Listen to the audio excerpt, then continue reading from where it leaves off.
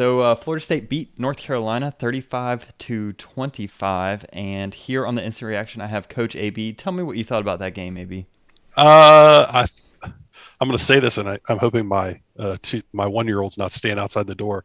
I thought Adam Fuller made Phil Longo his bitch again. Yeah. That's 2 years in a row. Clearly, he's got his number. The playbook is kind of out. Keep everything in front of you. Dare them to run the football and beat you by running the football. And guess what Florida State did? They said, "Hey, Sam Howell, you're going to run for more yards this week than you are throwing." I think I don't know. I didn't see the final numbers, but um, you know, I mean, I dare you to beat us running the football because you can't do it. They seriously did a great job on Josh Downs. They moved guys around. Yeah, what a great win, dude. I mean, there's not a lot to say. I mean, they controlled the line of scrimmage on both sides of the football, which is something we haven't been able to do all year because we haven't been healthy. Jordan Travis, back-to-back games, showing a little bit of health, doing what we know he can do, what he did last year with the identity that they were able to establish with him, able to get some vertical passing plays down the field, a lot of great runs, amazing effort by Trayshawn Ward there at the end, and then the defense. It was fun. It was a lot of fun. I thought UNC looked like the more talented team. I thought Florida State looked like the better coach team.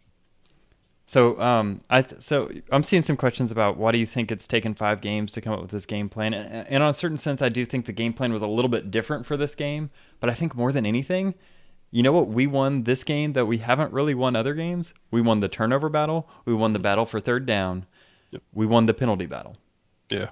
We played a cleaner game than North Carolina did, and it showed up on the scoreboard. It's not that I feel like this isn't a different team that we saw against, especially in like the second half of the Louisville game. They just put Right. it together for a full game, played a clean game, and North Carolina shot themselves in the foot. You saw North Carolina making the same mistakes that we normally make, dropping passes, having penalties on third downs. And it's amazing seeing that the difference hasn't been in execution necessarily. It's been in how clean they play the game, how well executing, how much better executing of the coaching they are. It's not that they're making plays that they weren't making. Well, they are making plays. The wide receivers are Yeah. catching Yep. footballs. Yep. But it's just those 1 or 2 plays in a game that really shift the momentum and make a huge difference. Yeah. I mean, you saw consistently, and we saw it last week too with the success they had. First down, 2 yards, 3 yard gains. Second down, same thing. Or you're able to set up shot plays off of play action. You're in manageable third down situations all night because of your success on first down. We talked about it earlier in the year. That being a big problem for them. Jordan. Jordan does a great job. He gives you that.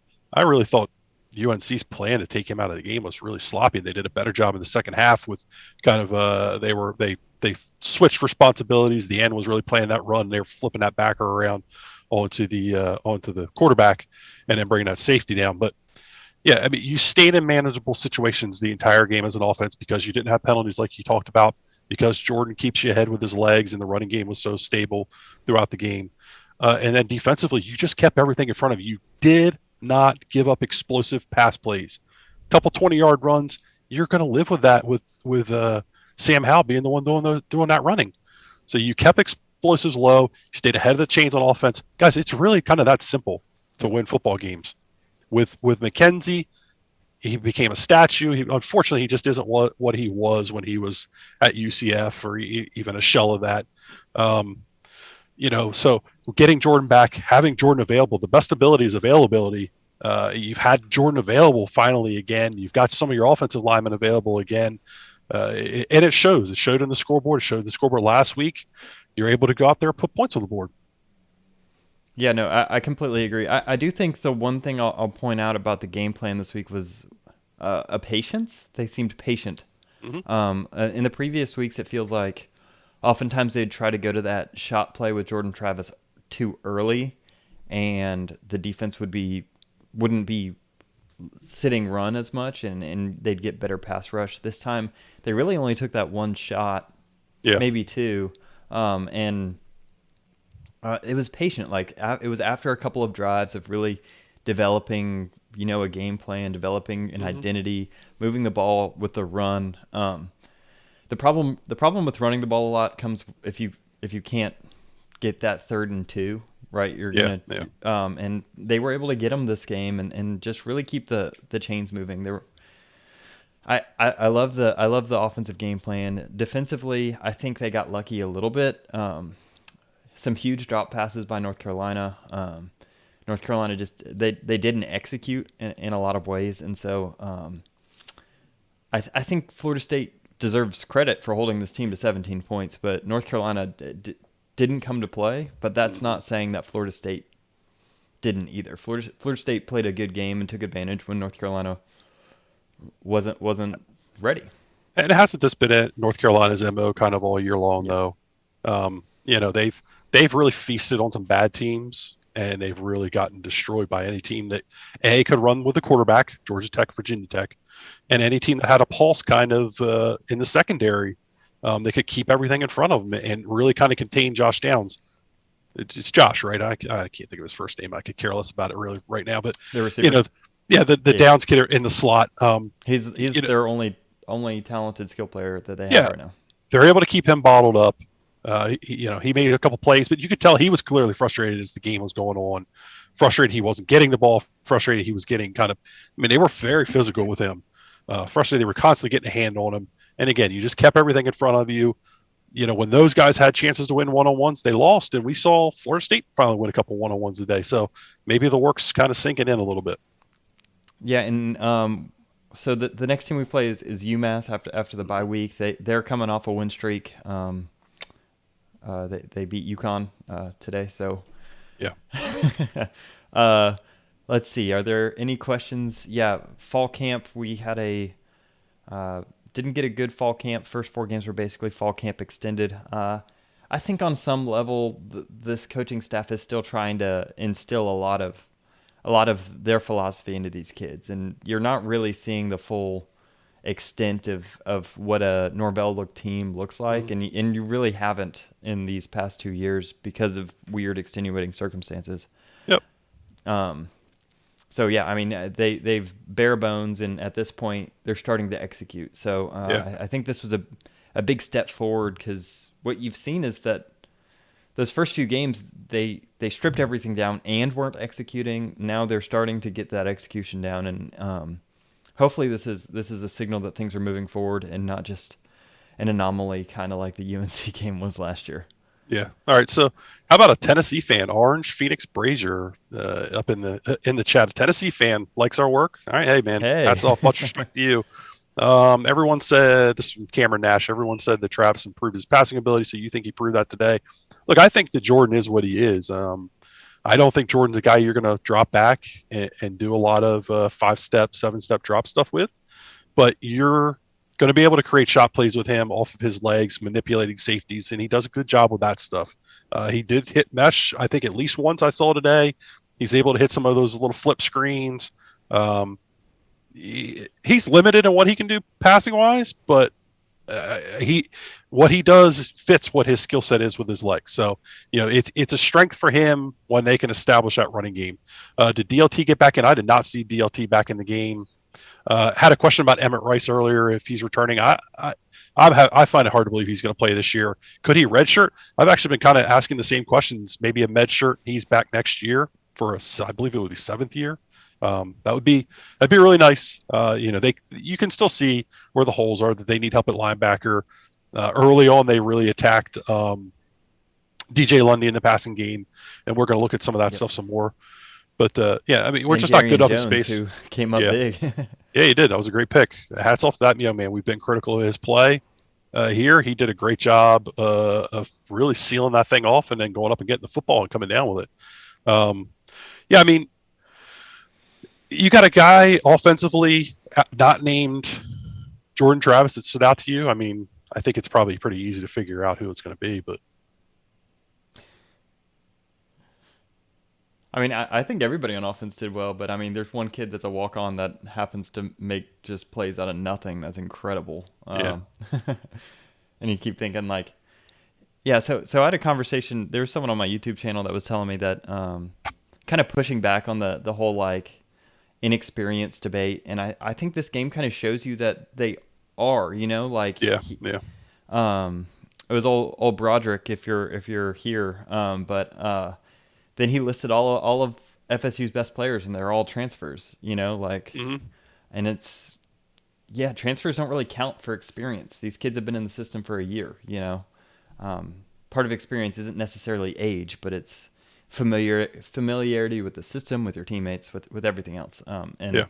I think you saw a big step forward in this past couple weeks of just a team that's starting to gel, starting to be more cohesive. Mm-hmm. Syracuse proved today against Wake Forest that they're no pushover. Yeah.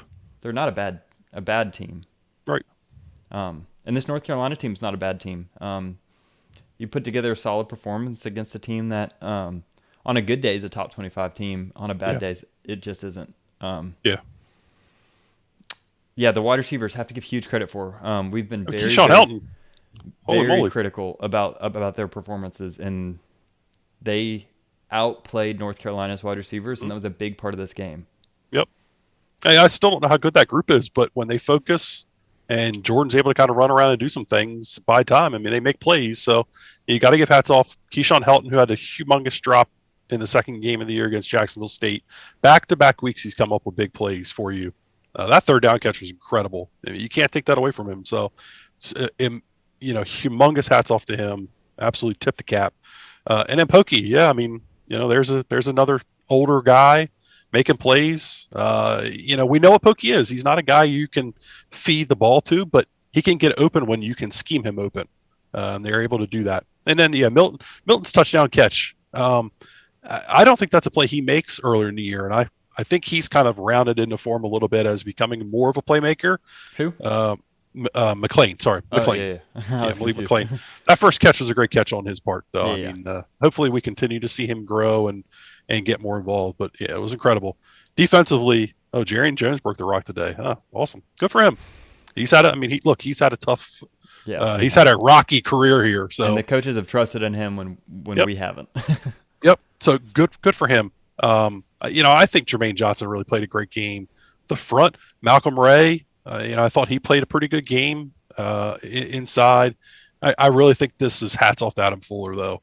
I know there's going to be people out there that don't want to hear it. But this is 2 years in a row he's devised a great game plan. And what we did this season in the second half against UNC that we didn't do last year was put our linebackers in positions to blow coverages, mainly Steven Dix Jr. And we saw that. We were able to just keep everything in front of them, rally to the scramble from behind, not chase it from the front, and blow coverages. And they were able to make plays, and they just didn't give up those explosive passing plays, and it was really the key. North Carolina probably is ranking pretty low on their defense.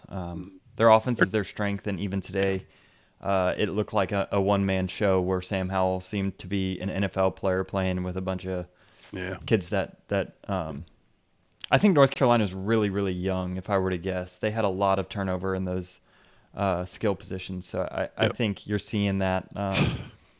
If you want to see what a good quarterback looks like on a not very good team, it's North Carolina right now.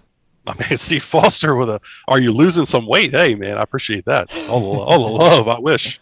He's not lounging in a chair right now. Yeah, it makes a big difference. You're not getting my double chin look. I saw a good question. Do you think the coaching staff saved some careers today? I don't know. Look, that Jacksonville State loss isn't going away. That's one of those ones that people of power are going to want some answers for.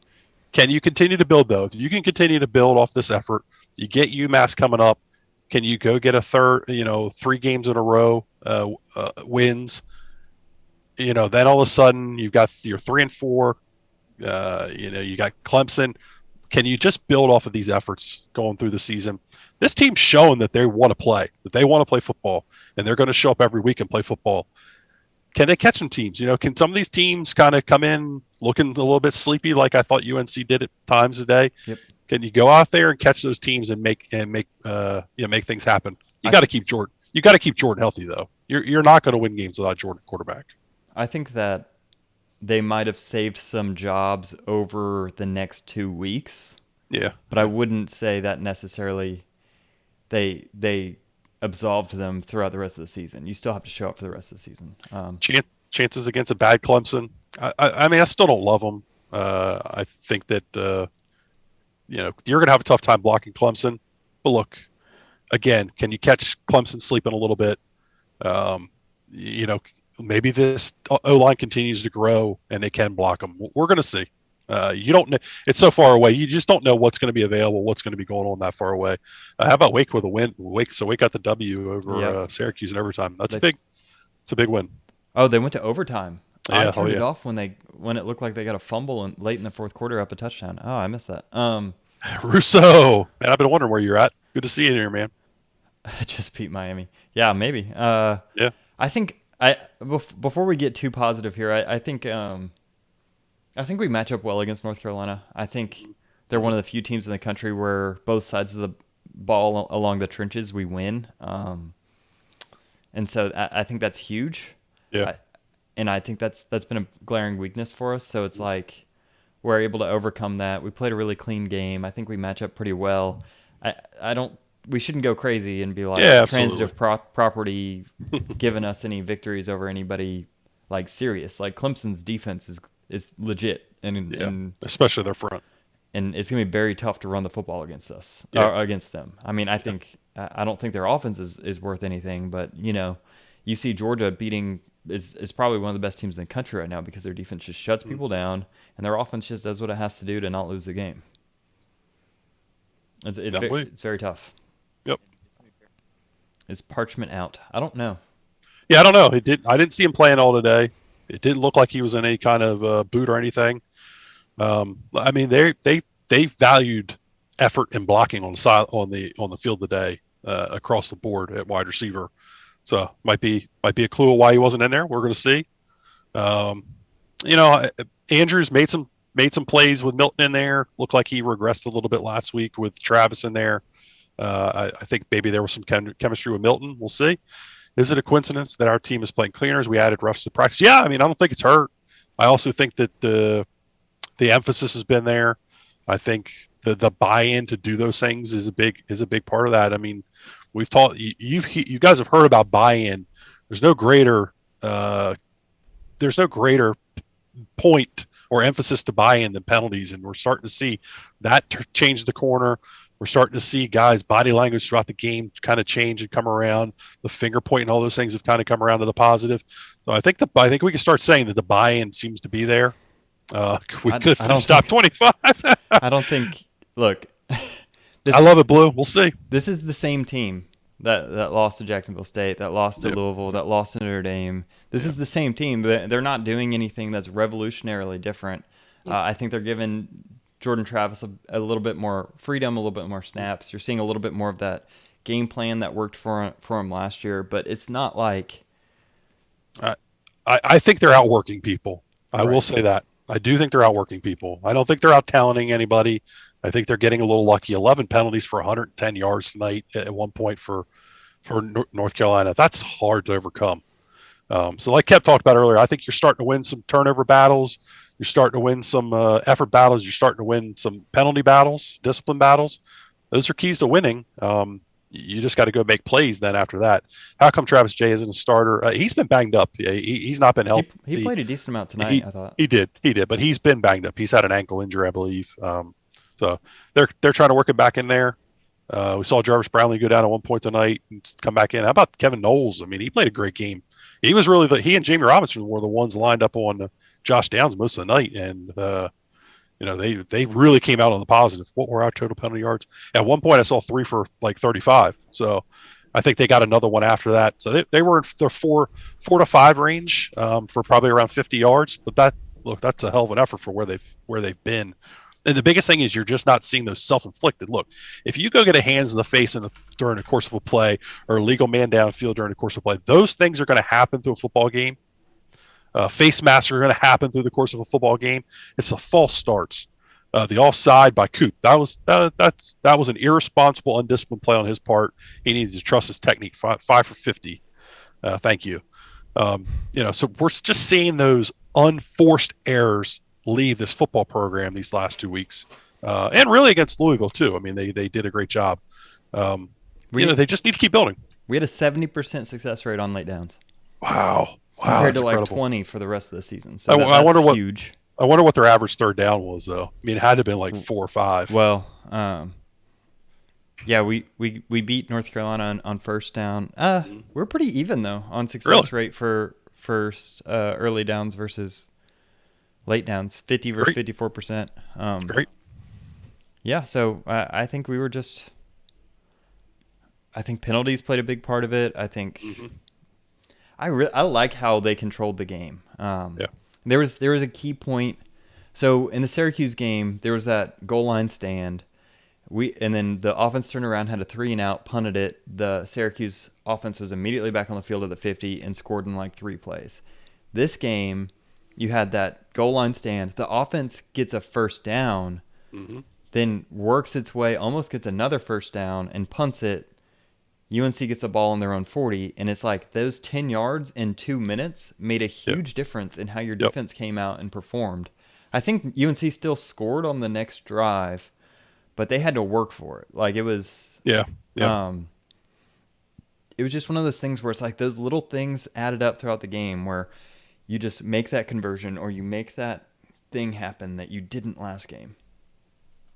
Yeah, I mean, again, it just comes back to the game plan was keep everything in front of you, no explosives through the air, which is how UNC has been beating teams and putting up ungodly numbers at home, as they've been doing it up over the top. You made them work for everything. Really, the game plan that what everybody uses against Florida State and UNC tried to use in the first half was just keep everything in front of you, make them earn everything. It worked in our favor tonight, and it didn't work in their favor. Comes back to those penalties, those undisciplined penalties that the UNC had. They were some drive killers. They were able to overcome a couple, but for the most part, they were drive killers for them. The defensive front, yeah, I mean, Marcus Cushney was in there a lot today. McClendon, I don't recall seeing Fuller play at all. I'm not sure if maybe I just missed him. The defensive tackles, Ray coming in for Briggs, playing a lot tonight. I don't know if I saw a lot of Jarrett Jackson. I think I saw some Josh Farmer in there. I mean, look, they're getting thin with injuries, but the guys are just playing their asses off, and you really got to tip their cap to them. They are working hard, and that's what Mike's talked about: doing things the right way, building your program the right way through work. We're seeing it in the games now. Finally, we're finally seeing it in the games. You can see proof of concept now. You can sell that to recruit some, which is going to be a big part of getting this program back, is winning some of these recruiting battles and keeping some of these guys. Proof of concept is huge. Blue, we stopped rushing the kicker because we had like 2 roughing the kickers in the first 2 weeks. It's that off chance of a block punt isn't worth giving free first downs. Yeah, special teams. This is a thing that everybody just was beating up this past week with special teams. Special teams was pretty much flawless tonight. They fair called a couple kicks. They had one decent return. They had the first return. Wyatt Rector's got to block somebody. You can't get Corey Rennick destroyed there. Punting game I thought was good with the coverage game. Cam McDonald, the huge shoelace tackle at the end there on that last punt. That's massive for field position. Right.